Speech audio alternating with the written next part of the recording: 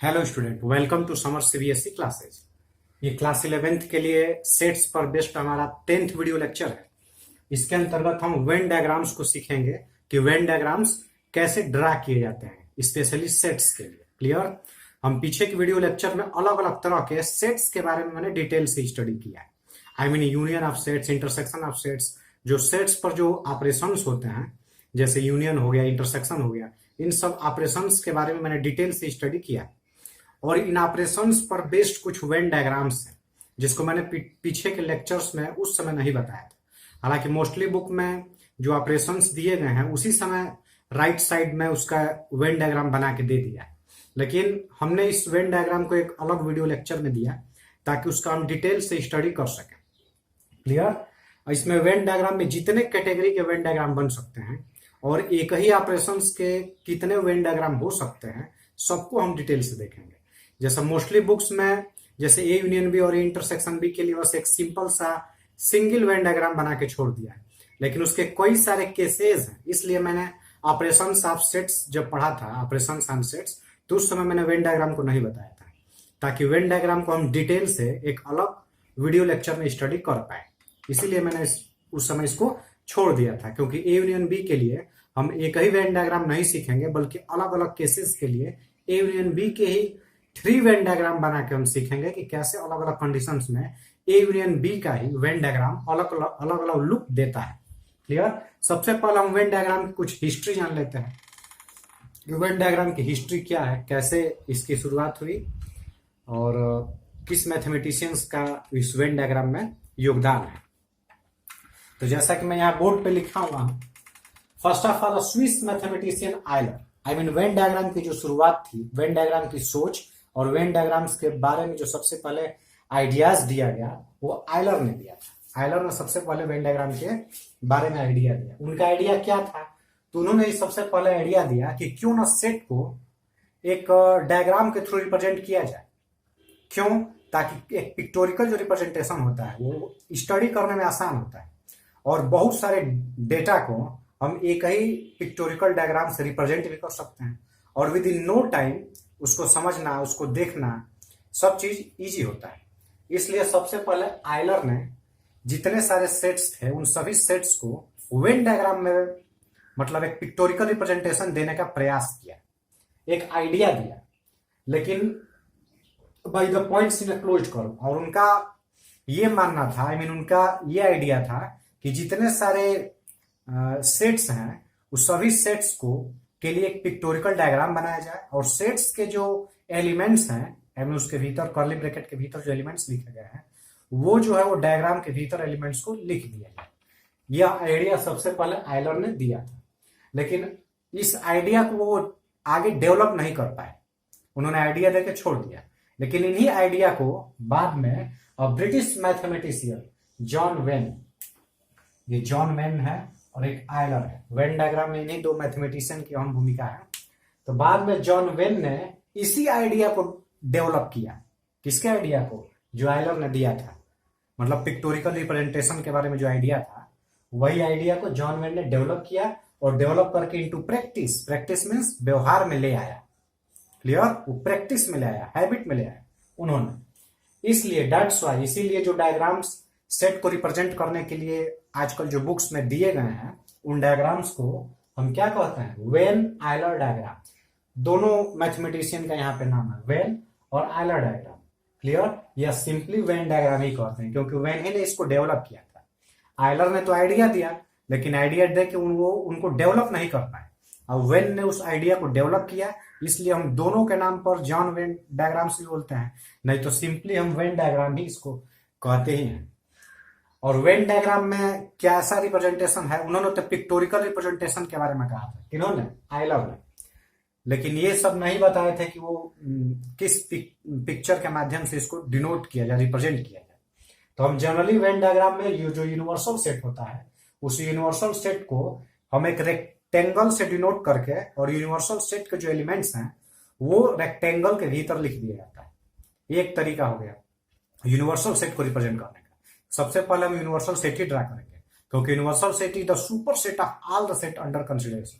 जितने भी सेट हम कंसिडर किए हुए हैं सभी कंसिडर के लिए यूनिवर्सल सेट ही सुपर सेट होता है। तो हम यूनिवर्सल सेट के लिए एक रेक्टेंगल ड्रा करेंगे और उसके एलिमेंट्स को उसके अंदर लिखे जाएंगे, और जितने और अदर सबसेट्स हैं, ऑल द अदर सेट्स, जो और बचे हुए सेट्स हैं जो कि इस यूनिवर्सल सेट के ही सबसेट होते हैं, उनको एक सर्कल के भीतर, उनके एलिमेंट को सर्कल्स के भीतर लिख दिया जाता है और इन सर्कल्स को एक रेक्टेंगल के भीतर लिख दिया जाता है। यही इसका वे है डिनोट करने का। आई मीन ऐसे ये हो गया हमारा रेक्टेंगल। ये रेक्टेंगल हो गया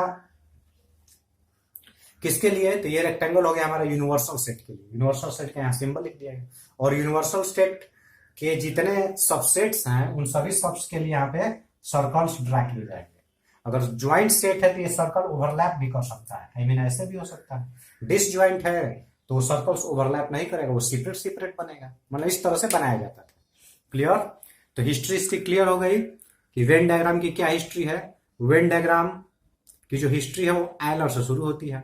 आयलर ने ही सबसे पहले सेट्स को रिप्रेजेंट करने के लिए आइडिया दिया कि क्यों ना सेट्स को एक पिक्टोरिकल रिप्रेजेंटेशन से डिनोट किया जाए।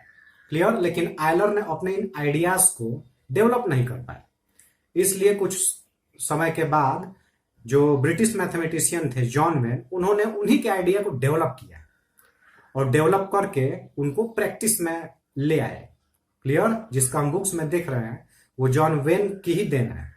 आयलर केवल आइडिया दिए थे, लेकिन जॉन वेन ने उसको डेवलप करके प्रैक्टिस में लाए।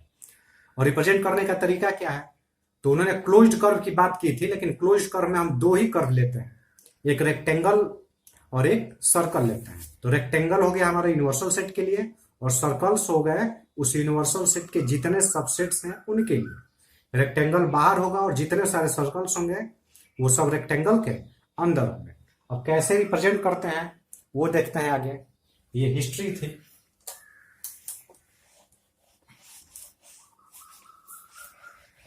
चलिए, ऑपरेशन ऑन सेट्स माने यूनियन और इंटरसेक्शन की रिप्रेजेंटेशन करने से पहले हम 3 बेसिक जो वेन डायग्राम है उसको सीख लेते हैं कि वो कैसे बनते हैं। 3 बेसिक्स डायग्राम में सबसे पहले disjoint set, then joint set, then subsets. ये 3 बेसिक वेन डायग्राम पहले देखते हैं, और इन्हीं 3 बेसिक डायग्राम के हेल्प से सभी वेन डायग्राम बनाना हम सीखेंगे। ओके? तो वेन डायग्राम्स में सबसे पहले हम देखते हैं डिसजॉइंट सेट का वेन डायग्राम कैसे बनेगा। Disjoint sets. सेकंड पे हम देखेंगे ज्वाइंट सेट का कैसे बनेगा, ज्वाइंट सेट्स। और थर्ड पे देखेंगे सबसेट्स का कैसा बनेगा। क्लियर? सबसेट्स, ये सबसेट कर लीजिए, एक सेट है तो एक सबसेट। इस 3 टाइप्स के ये बेसिक वेन डायग्राम पहले देखते हैं, और इन्हीं के हेल्प से और सारे वेन डायग्राम बनाना हम सीखेंगे। पहले डिसजॉइंट सेट का देखते हैं। तो डिसजॉइंट सेट्स होते क्या हैं? तो पीछे के लेक्चर में मैंने इसका पूरा डिटेल बताया भी है। Disjoint, 2 sets are said to be disjoint if they have no element in common. I mean 2 set को डिसजॉइंट तभी कहेंगे जब दोनों सेट में कोई भी एलिमेंट कॉमन न हो। क्लियर? तो डिसजॉइंट सेट का जैसे ए और बी पर हम लेते हैं, तो डिसजॉइंट सेट का ये वेन डायग्राम बनेगा। ये रेक्टेंगल हो गया यूनिवर्सल सेट के लिए, यहां यू लिख देंगे, यू फॉर यूनिवर्सल सेट, ये रेक्टेंगल। और डिसजॉइंट सेट के लिए ये रहा, suppose this is set A and this is set B. दोनों ओवरलैप नहीं किए रहेंगे, दोनों अलग अलग बनाए जाएंगे। तो ये हमारा हुआ डिसजॉइंट सेट्स का वेन डायग्राम। क्लियर? कुछ डेटा वगैरह दिया हो तो ऐसे बन जाएगा। Suppose A is equal to 2 3 and B is equal to 5 9 10। Okay? तो क्लियरली यहां देख ही रहे हैं कि ए और बी में कोई भी एलिमेंट कॉमन नहीं है। I mean A and B are disjoint set. तो इसका वेन डायग्राम बनाएंगे अगर, तो डिसजॉइंट सेट का वेन डायग्राम यहाँ यू हो गया, this is A, this is B. Okay? A में 2 3 एंड बी 5 9 10, 5 9 10 हो गया। ये डिसजॉइंट सेट का वेन डायग्राम है। अगर डेटा दिया हो तो ऐसे बनेगा। अगर डेटा के बारे में कोई आइडियाज ना हो तो हमारा डिसजॉइंट सेट का ऐसा वेन डायग्राम बनेगा। दोनों सर्कल अलग अलग रहेंगे, ना ही वो दूसरे को टच करेंगे, ना ही ओवरलैप करेंगे। क्लियर? अब सेकंड देखते हैं ज्वाइंट सेट का वेन डायग्राम कैसे बनता है। तो पहले ज्वाइंट सेट का डेफिनेशन देख लेते हैं। हमने पीछे के लेक्चर में सभी सेट्स को डिटेल से डिफाइन किया हुआ है। अब पीछे के लेक्चर को देख के इसको क्लैरिफाई कर लीजिए। ऐसे again I am going to tell you what is joint set. 2 sets are said to be disjoint if they have at least one element in common. दो सेट तभी ज्वाइंट कहलाएंगे जब दोनों में कम से कम एक एलिमेंट तो कॉमन हो। कम से कम एक एलिमेंट, में एक एलिमेंट की बात नहीं किया हूं, ये नहीं कि एक एलिमेंट कॉमन, कम से कम एक एलिमेंट मीन्स एक से अधिक भी एलिमेंट कॉमन हो सकते हैं। तो ये ज्वाइंट सेट का अगर हम वेन डायग्राम बनाएंगे, दो सेट्स अगर ज्वाइंट है तो ज्वाइंट सेट के लिए इस तरह का हमारा वेन डायग्राम बनेगा। This is A and this is B. There are three names of joint set. Joint set are intersecting set और ओवरलैपिंग सेट, ये तीनों में से कुछ भी कह सकते हैं। तो ये ज्वाइंट सेट में कुछ ना कुछ एलिमेंट तो कॉमन है तो वो जो दोनों सर्कल्स हैं वो एक दूसरे पर क्या करेंगे, ओवरलैप हो जाएंगे। तो ये ज्वाइंट सेट का इस तरह का हमारा वेन डायग्राम बनता है। अगर वही एलिमेंट्स दे दिए गए हों, जैसे suppose A is equal to 3 4 5 and B is equal to 4 5 6 7, तो वेन डायग्राम कैसे बनेगा? तो वेन डायग्राम बनेगा this is A this is B, overlap करा देंगे और यहाँ पे जो बीच में जो दोनों सर्कल से जो इंटरसेक्टिंग एरिया है वहां पे कॉमन पॉइंट लिखे जाएंगे। आई मीन ये 4 है तो 4 और ये 5 है, दो कॉमन है, यहाँ 4 5 लिख लिया मैंने। अब ए वाले सेट्स में 3 4 5 एलिमेंट है, तो ए वाले सर्कल में 4 5 तो लिखा ही जा चुका है, यहाँ 3 लिख दीजिए, तो ए वाले सर्कल में हो गया 3 4 5। फिर बी वाले के लिए है 4 5 6 7, तो इस बी वाले के लिए 4 5 तो लिखा ही है, यहाँ 6 7 लिख लीजिए। तो ये हमारा हो गया ज्वाइंट सेट्स का रिप्रेजेंटेशन। अगर कुछ डेटा दिया हो तो हम ऐसे ही इसको रिप्रेजेंट करेंगे, और कुछ डेटा के बारे में हमारे पास आइडिया ना हो, केवल ज्वाइंट सेट कह रहा है, तो ज्वाइंट सेट का pictorial representation I mean Venn diagram ऐसे हो। ओके, अब देखते हैं सबसेट का। तो अगर सबसेट में जैसे दो सेट है, तो अगर ये सबसेट ऑफ बी हो, ये सबसेट ऑफ बी हो तो उसका कैसा बनेगा? ये सबसेट ऑफ बी होता है ऐसे बनेगा हमारा।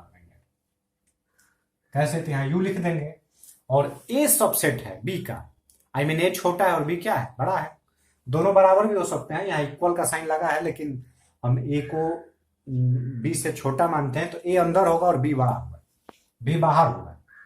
This is A and this is B, this is A this is B. ये हो गया हमारा ए सबसेट ऑफ बी का, आई मीन ए के सभी एलिमेंट बी में है, तो ए रहेगा भीतर और बी रहेगा बाहर। अगर यही बी सबसेट ऑफ ए हो तो बी सबसेट ऑफ ए का क्या हो जाएगा? बी सबसेट ऑफ में हो जाएगा बी होगा अंदर और ए हो जाएगा हमारा बाहर। जो सबसेट है वो रहेगा अंदर, जिसका सबसेट है वो रहेगा बाहर। ओके, अगर यही कुछ डेटा वगैरह दिया हो, जैसे suppose let A is equal to 2 3 and B is equal to 2 3 5, तब हमारा जो वेन डायग्राम बनेगा वो कैसे बनेगा? यहाँ पे ए बी का सबसेट है तो ये ए अंदर रहेगा और जिसका सबसेट है वो बाहर रहेगा। This is B this is A में 2 3 लिख दीजिए, और बी वाले सर्कल में 2 3 5 होगा, तो 2 3 यहाँ पे बी वाले सर्कल में 2 3 ही कंसिडर किए जाएंगे, तो बी के लिए तो 2 3 है, ए के लिए केवल 2 3 है। अब बी के लिए ये 2 3 और 5 इसके बाहर कर लीजिए, तो इस 2 3 केवल ए के लिए कंसिडर किए जाएंगे, और बी के लिए इस 2 3 के साथ साथ एक ये 5 को भी कंसिडर किया जाएगा। तो इस बी वाले सर्कल में 2 3 5 हो गया और ए वाले सर्कल में केवल 2 3 हो गया। ओके, तो ये था हमारा 3 बेसिक वेन डायग्राम, जिसके हेल्प से हम और अभी आगे के वेन डायग्राम बनाना सीखेंगे। 3 बेसिक में क्या क्या? Disjoint set, joint set and subsets. Okay, I hope कि आप इसको अच्छे से समझे होंगे। अब नेक्स्ट देखते हैं ऑपरेशंस ऑन सेट्स पर कैसे वेन डायग्राम बनाएंगे, आई मीन यूनियन के लिए, इंटरसेक्शन के लिए, डिफरेंसेज के लिए, सिमेट्रिक डिफरेंस, कॉम्प्लीमेंट, इन सब चीजों के वेन डायग्राम कैसे बनते हैं अब हम जा रहे हैं उसको बनाने। देखते हैं, फिर इसको हम इरेज कर दे रहे हैं।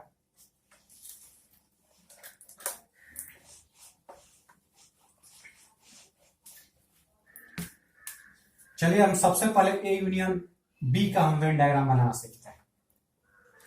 तो मोस्टली बुक्स में आपको ए यूनियन बी के एक ही सिंपल वेन डायग्राम उसके साइड में दिया गया है, जहां ए यूनियन बी को डिफाइन किया गया होगा, इसका डेफिनेशन जहां पे लिखा है वहीं पे साइड में वेन डायग्राम का एक पिक्टोरिकल रिप्रेजेंटेशन, मतलब ए यूनियन बी का एक पिक्टोरिकल रिप्रेजेंटेशन जिसको हम वेन डायग्राम कहते हैं, दे दिया है।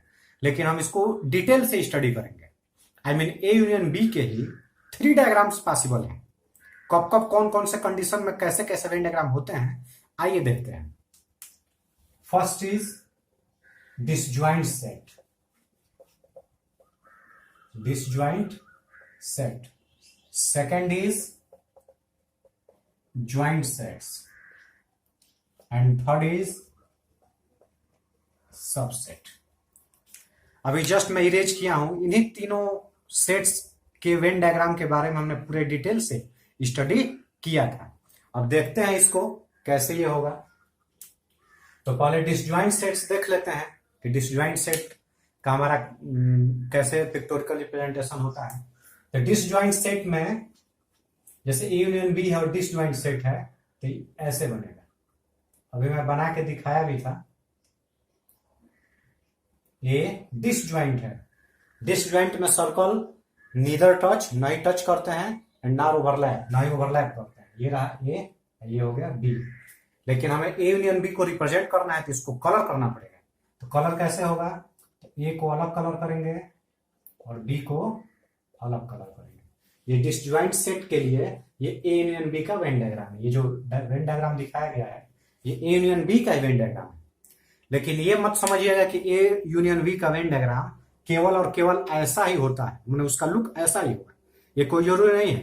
ए यूनियन बी का डायग्राम का लुक इससे डिफर भी हो सकता है.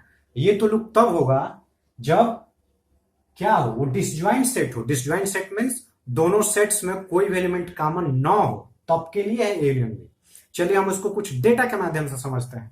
कुछ डेटा ले लेते हैं. जैसे let A is equal to 2 3 and B is equal to 5 6 7. Clear. तो डिसजॉइंट सेट्स हैं ही, क्लियरली दिख ही रहा है. कोई भी एलिमेंट कॉमन नहीं है. आई मीन ये डिसजॉइंट सेट है. अब इसका हम वेन डायग्राम बनाएंगे. ये ए हो गया, ये बी हो गया.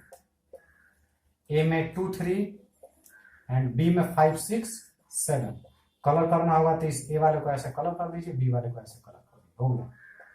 This is your Venn diagram of A union B. Clear. अब देखते हैं ज्वाइंट सेट के लिए. ये तो डिसज्वाइंट के लिए हो गया. अगर डेटा ना दिया हो तो ऐसा फिगर होगा. कुछ डेटा दिया हो तो उसका ऐसा रिप्रेजेंटेशन हो. कोई जरूरी नहीं है कि ए यूनियन बी होगा. अगर 3 सेट्स हो तो इसमें अगर तीनों डिसज्वाइंट है तो एक सर्कल और बना देंगे. इसी में एक और सर्कल यहां से बन जाएगा. ये अलग से कलर हो जाएगा. और यहां पर भी उसका भी एक सर्कल और बना के कलर कर देंगे अलग से. ऐसे भी बन जाएगा. 3 4 जितने भी सेट्स हो सबके लिए है. अब देखते हैं इस ए यूनियन बी का वेन डायग्राम. लेकिन कब, जब सेट्स ज्वाइंट सेट हो तब. केवल ऐसा ही लुक नहीं होगा. ए यूनियन बी के 3 लुक होंगे. तो हम सेकंड लुक देखते हैं जब ज्वाइंट सेट होगा तब. अगर ज्वाइंट सेट होगा तो ज्वाइंट सेट के लिए इसी ए यूनियन बी के लिए ये लुक देगा. This is B. और कलर ये पूरा हमारा हो जाएगा. ये हो गया. तो ये जो दिख रहा है लुक, ये भी ए यूनियन बी का ही है. और ये जो लुक दिख रहा है ये भी हमारा ए यूनियन बी का ही है. लेकिन ये डिसज्वाइंट सेट के लिए और ये ज्वाइंट सेट के लिए. चलिए एक डेटा से समझते हैं इसको. कुछ डेटा ले लेते हैं. This is A union B. ये भी ए यूनियन बी का है. Suppose A is equal to 2 3 4 and B is equal to 3 4 5 6. तो हम इसका देखते हैं कैसा बनेगा. तो ए यूनियन बी क्या हो जाएगा हमारा. A union B is equal to हो जाएगा 2 3 4 5 6. ए यूनियन बी क्या होता है, कैसे निकालते हैं आप सीखेंगे. ए यूनियन बी में यही आएगा 2 3 4 और 3 4 तो पहले से लिखा जा चुका है 5 6. ओके. अब देखते हैं ए यूनियन बी. ये ए हो गया. चलिए इसको क्लियर से लिख दे रहे हैं.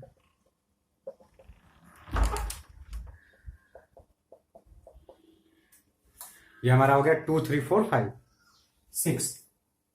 अब पिक्टोरिकल रिप्रेजेंटेशन देखते हैं. तो हमारा ज्वाइंट सेट है. तो ज्वाइंट सेट में ओवरलैपिंग कराएंगे क्योंकि इसके पहले हम यही देख रहे थे. ठीक. तो ओवरलैप करा के यहां this is A, this is B. दोनों में देखिए कॉमन क्या है. तो दोनों में एक 3 कॉमन दिख रहा है, एक 4 कॉमन दिख रहा है. तो 3 4 को यहां लिख देंगे.